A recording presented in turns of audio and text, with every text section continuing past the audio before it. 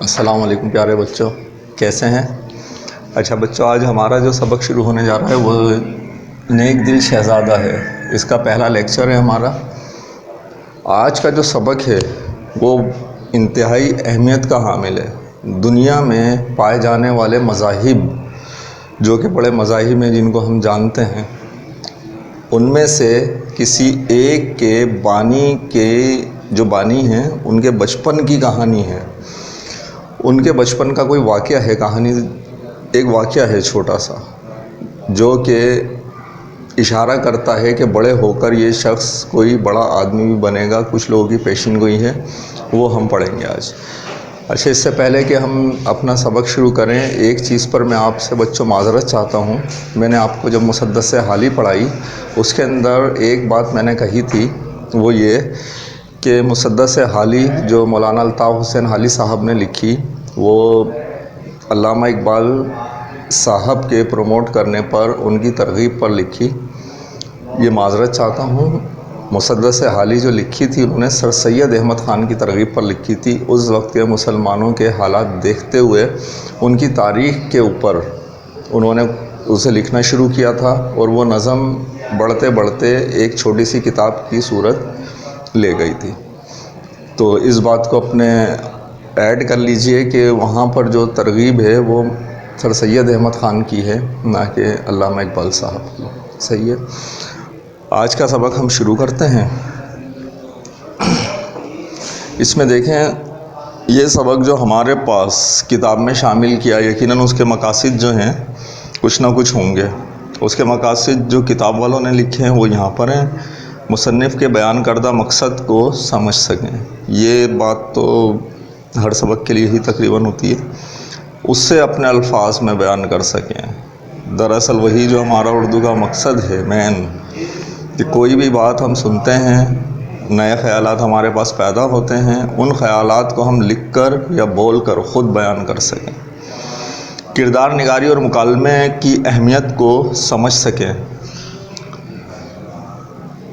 इसमें मुख्तलिफ़ किरदार हैं, उनके दरमियान मुकालमात हैं, बात है, उसको समझ सकें कि जब हम दो तीन लोगों के दरमियान, एक तो ये है कि सीधी सी कहानी चली जा रही है, और एक ये है कि इसमें मुकालमे हो रहे हैं, एक दूसरे से बात हो रही है, जिसे हम इंग्लिश में कहते हैं डायलॉग्स। मुज़क्कर और मुअन्निस की पहचान और उनका इस्तेमाल सीख सकें। ये सारे काम हम इसमें करेंगे। आज जो हम इस कहानी का सबक, ये हिस्सा पढ़ेंगे, वो सफ़ा नंबर 11 और 12 तक जो मौजूद है वो हम पढ़ेंगे। 17 पर हमारा कुछ काम है, हम वो करेंगे। सबक नेक दिल शहज़ादा। अच्छा, आपने क्या करना है बच्चों, पेंसिल रख लीजिए निकाल कर, और किताब में पढ़ते हुए जो किरदार आएंगे, किरदारों के नाम, उसके नीचे आपने ख़त खींच देना है। सबक का पहला हिस्सा, इसमें आपके सबक के 5 हिस्से हैं, जिसमें से 2 हिस्से हम आज के लेक्चर में पढ़ेंगे और 3 अगले लेक्चर में। अच्छा, यहाँ पर आप तस्वीर देख रहे हैं, ये गौतम बुद्ध की जाए पैदाइश है लुम्बिनी, नेपाल के अंदर। शाम का वक्त था। कपिलवस्तु के शाही महल में 2 लड़के तीर कमान लिए खेल रहे थे। उनमें से एक का नाम देवदत्त था, दूसरे का सिद्धार्थ। दोनों राजकुमार थे और दोनों के चेहरों से शाही शान और शौकत जाहिर हो रही थी। यकायक देवदत्त ने तीर कमान में जोड़ा और आसमान में उड़ने वाले राजहंसों पर छोड़ दिया। सिद्धार्थ रहमदिल शहज़ादा था, उसका कलेजा धड़कने लगा, मगर देवदत्त को उसकी परवाह न थी। उसके तीर ने एक हंस को ज़ख्मी कर दिया और वो तड़पता हुआ ज़मीन पर आ गिरा। सिद्धार्थ की खूबसूरत आंखों से आंसू बहने लगे और उसने दौड़कर हंस को गोद में ले लिया, मगर वो सख्त ज़ख्मी था और उसके ज़िंदा बचने की कोई उम्मीद न थी। सफ़ा पलट लीजिए। देवदत्त खेल कूद में मसरूफ़ हो गया और उसे ख्याल तक ना रहा कि मैंने एक मासूम परिंदे को बग़ैर किसी वजह के ज़ख्मी कर दिया है। मगर सिद्धार्थ उसे लेकर शाही हकीम के पास पहुंचा। और बोला, इसके ज़ख़म पर मरहम लगा दीजिए, ये बहुत बेताब हो रहा है। हकीम शहज़ादे की इस हमदर्दी पर बहुत खुश हुआ और उसने दोजानो होकर पेशीन गोई की। क्या पेशीन गोई की? उसने दोजाना होकर पेशीन गोई की कि ए शहज़ादे, तू किसी दिन दुनिया में आफताब की तरह चमकेगा। यहाँ पर लफ्ज़ आया है एक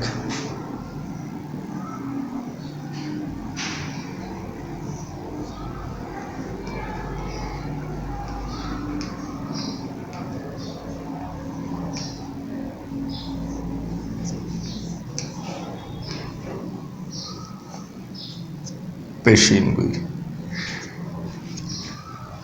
इसके क्या माने होते हैं? आने वाले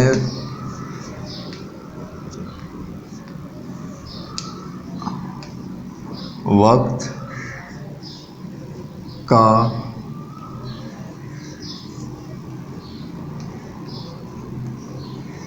पहले से अंदाज़ा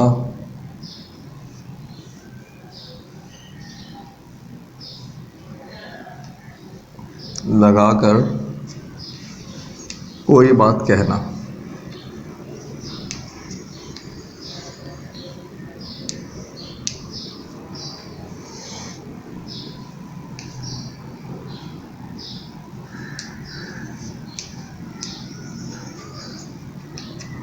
कह देना या बता देना, इसको आप कहते हैं पेशीन गोई करना। अब हमारा यहाँ दूसरा पैराग्राफ या दूसरा हिस्सा सबक का पैराग्राफ, तो इसमें भी आ रहे हैं। दूसरा हिस्सा जो इस पे नंबर पड़ा हुआ है 2। 3-4 दिन तक सदारत हंस की मरहम पट्टी करता रहा और खेल कूद सब कुछ भूल गया। उसे सिर्फ ख्याल था कि किसी तरह ये हंस बच जाए। उसे तड़पते देखकर वो खुद इस तरह बेताब हो जाता था, गोया हंस की बजाय वो खुद ज़ख्मी हो रहा है। आखिरकार उसकी आरज़ू पूरी हो गई। राज हंस के ज़ख्म भर गए, मगर वो अभी उड़ने के काबिल ना हुआ था कि देवदत्त ने सामने आकर कहा, सिद्धार्थ, ये परिंदा तो मेरा है, तुम इसे कहाँ लिए फिरते हो?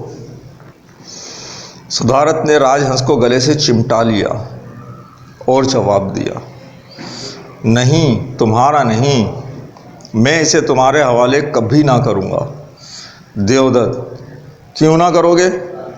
मैं महाराज से शिकायत कर दूंगा, फिर भी ना दोगे? सिद्धार्थ, फिर भी नहीं दूंगा। अब इसके बाद हमारा तीसरा हिस्सा शुरू होना है। इसके लिए हम अगले लेक्चर में बात करेंगे। अगले लेक्चर तक आपको इसके अगले हिस्से का इंतज़ार करना पड़ेगा कि फिर क्या हुआ। फिर क्या देवदत्त ने उसको वो परिंदा दे दिया या ले लिया, छीन लिया? ठीक है, इसके बारे में भी बड़े दिलचस्प तरीके से इसका फ़ैसला किया गया है। इसके लिए थोड़ा सा इंतज़ार कीजिए। आज के लिए इसमें से आप अपनी कॉपी निकाल लीजिए, किताब संभाल लीजिए। जो काम किताब में करने का है वो हम किताब में करेंगे, जो काम कॉपी में करने का है उसे कॉपी में करते हैं।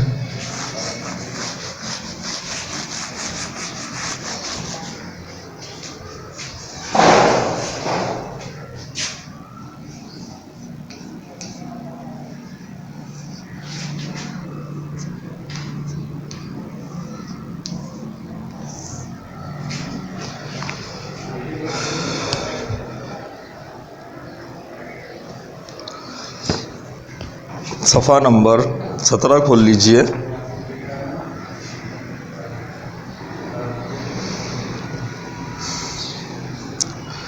सफ़ा नंबर 17 में असल में कुछ मालूमात है, वो हम लेंगे। जावेदनामा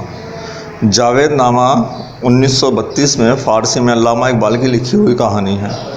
उसमें आसमानों की सैर करते हुए अल्लामा इकबाल जब चाँद पर पहुँचते हैं तो वहाँ गौतम बुद्ध की एक तख्ती देखते हैं। उसे कहानी में तासीन गौतम कहा गया है। उसमें गौतम बुद्ध ताकीद कर रहे हैं कि दुनिया में यूं रहो जैसे यहाँ ना रहते हो। दुनिया में रहना है, लेकिन ऐसे रहना है कि ये हमारा मुस्तकिल ठिकाना नहीं है, बल्कि एक आर्जी पनागाह है जहाँ से हमें चले जाना है। गौतम बुद्ध की ये पेशी, गौतम बुद्ध के बारे में ये बात और अल्लामा इकबाल ने जो लिखी है ये यहाँ क्यों बताई गई है, इसके लिए भी आपको कल इंतज़ार करना पड़ेगा, कल का मतलब अगले पीरियड का। अच्छा, अब हम यहाँ पर करेंगे सवालात। यकीनन ये तो कॉपी में करना होगा आपको काम।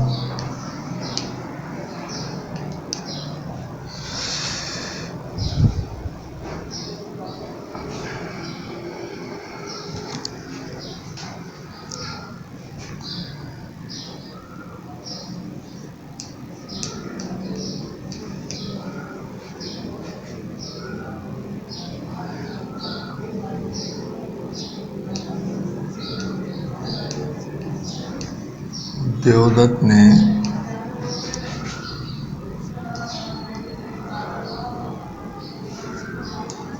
राजहंस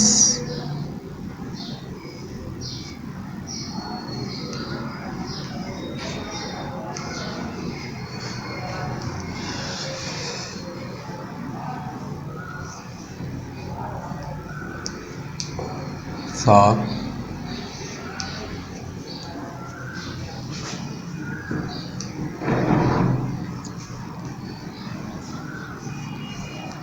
क्या सलूक किया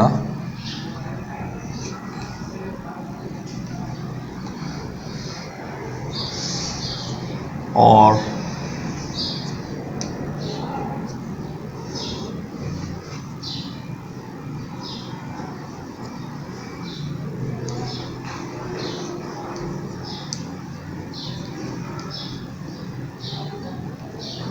सुधारत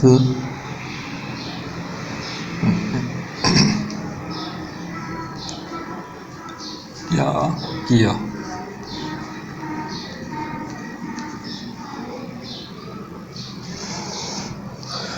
वीडियो रोककर जल्दी से आप ये सवाल का जवाब लिखिए। इस सवाल का जवाब, पहले सवाल का जवाब हम लिख चुके हैं। अब हम दूसरे सवाल का जवाब यहाँ जो लिख रहे हैं सवाल,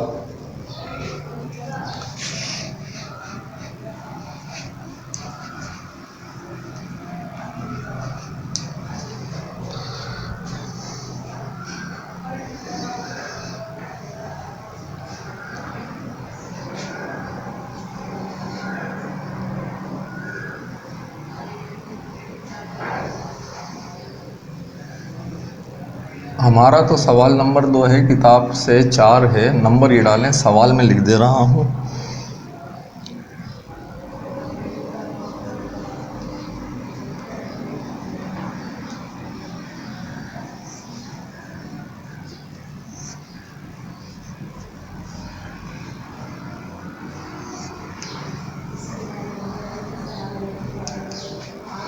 चला जा रहा था,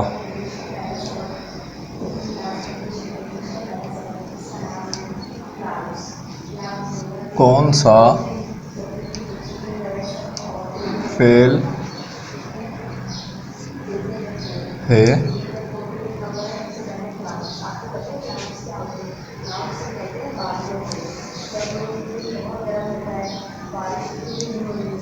इसके बनाने का क्या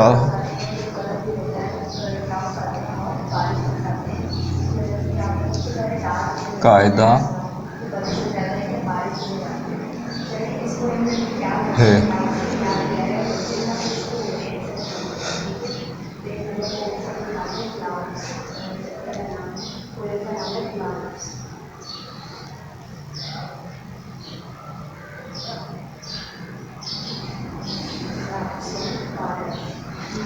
और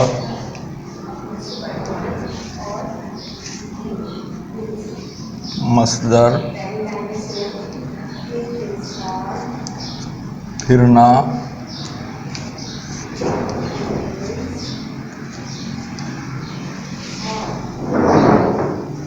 से इस की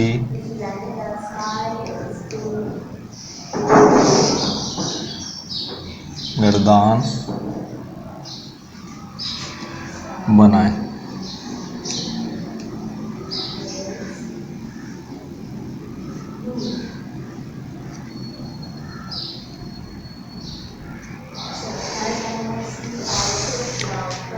ठीक है बच्चों, इस सवाल का जवाब हम करते हैं। इसे जल्दी से उतार लीजिए, फिर मैं इसे मिटा देता हूँ, फिर हम यहाँ इसका जवाब करेंगे। ठीक है, उतार लिया।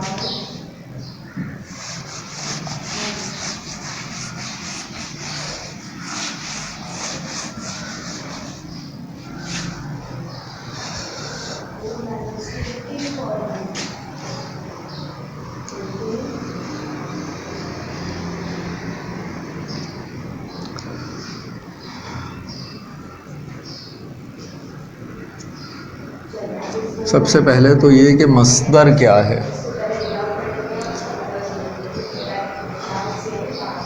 हमारे पास वो अल्फाज जिसमें ज़माना नहीं पाया जाता, जैसे कि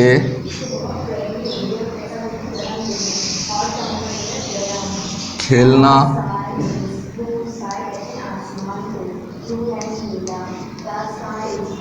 कूदना,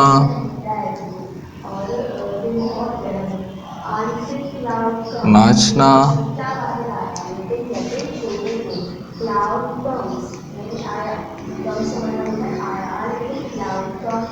पढ़ना। पहचान इसकी है आखिर में ना आता है।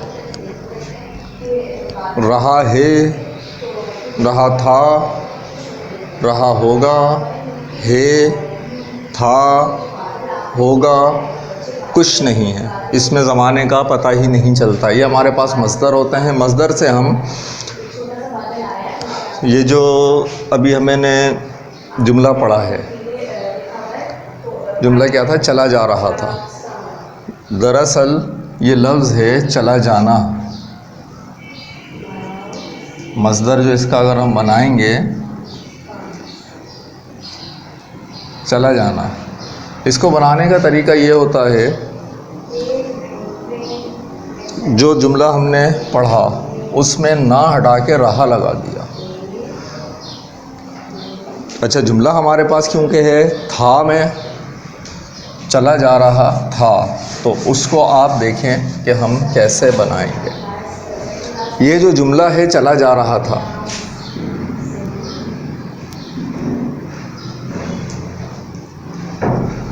चला, अब यहाँ से आप जवाब कॉपी करेंगे। चला जा रहा था,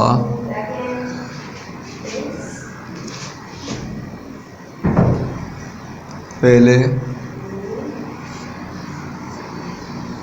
माजी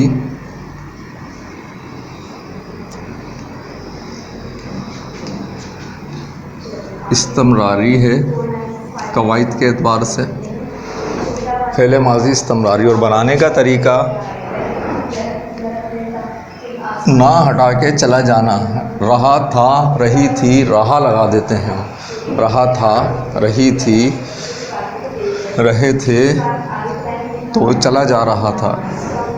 इसके अलावा जो इन्होंने बोला कि फिरना से मस्दर बनाओ, तो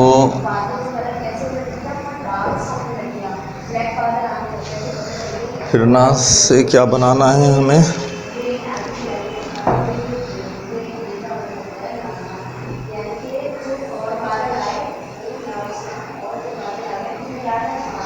मस्दर फिरना से इसी फ़ेल, यानी कि ये जो आपके पास जिसमें मौजूद है, इसी फ़ेल की गर्दान करनी है। फ़ेल तो उन्होंने बताया नहीं था, फ़ेल है, फ़ेल है माजी इस्तमरारी। अब फिरना से हमें यही वाला बनाना है। तो फिरना से जब हम बनाएंगे तो ये होगा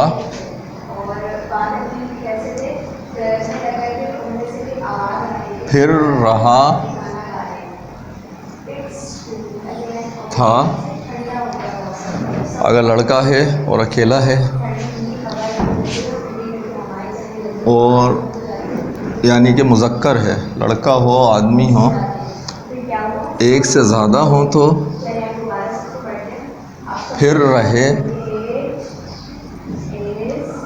थे। अगर लड़की है या मुअन्नस है, मुअन्नस में तो फिर होगा हमारे पास फिर रही थी। और अगर एक से ज़्यादा मुअन्नस की बात हो तो फिर होगा फिर रही थी।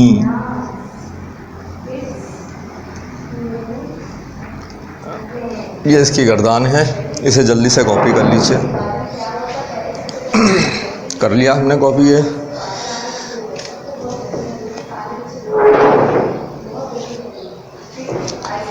इसके बाद आप अपने किताब का सफ़ा नंबर 17, जहाँ पर हमने अभी कुछ मालूमात पढ़ी थी,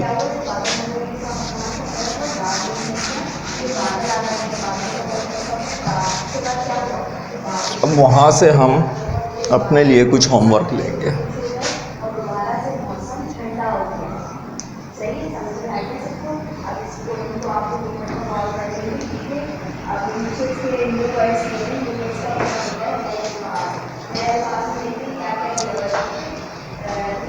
तहकीक के रास्ते में मेरा पसंदीदा खेल।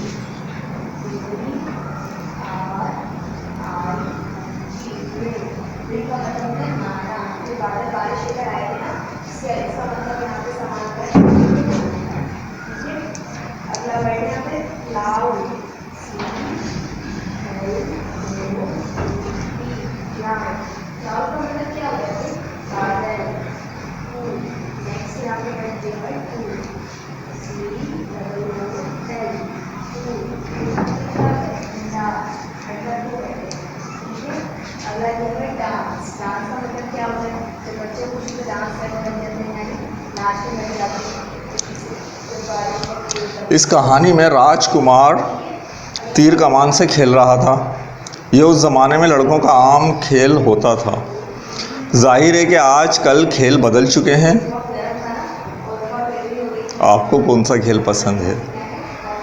अपनी पसंद के किसी एक खेल की तफसीलात नीचे दिए हुए सफ़े में दर्ज कीजिए। यह सरगर्मी दोस्तों के साथ मिलकर ग्रुप में भी की जा सकती है।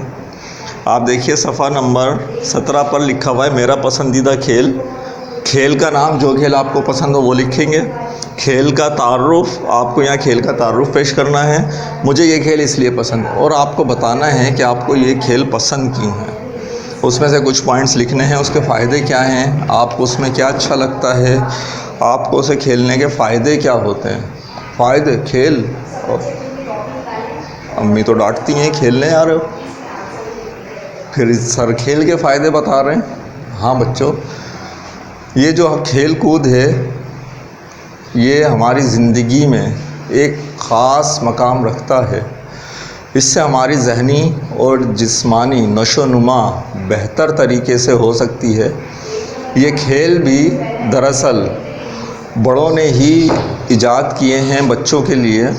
बड़ों की ही ये परवरिश करने का एक तरीक़ा है जिसमें बच्चे की जिस्मानी नशोनुमा और ज़हनी नशोनुमा, सोचने की राहें ये मिलती हैं, टीम वर्क मिलता है, और इसके अलावा भी दीगर बहुत सारे फ़ायदे हैं।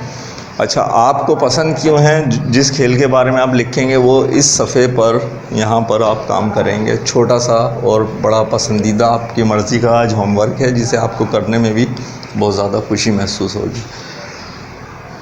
मिलते हैं इंशाल्लाह अगले लेक्चर के साथ, जिसमें हम कहानी का बकिया हिस्सा पढ़ेंगे।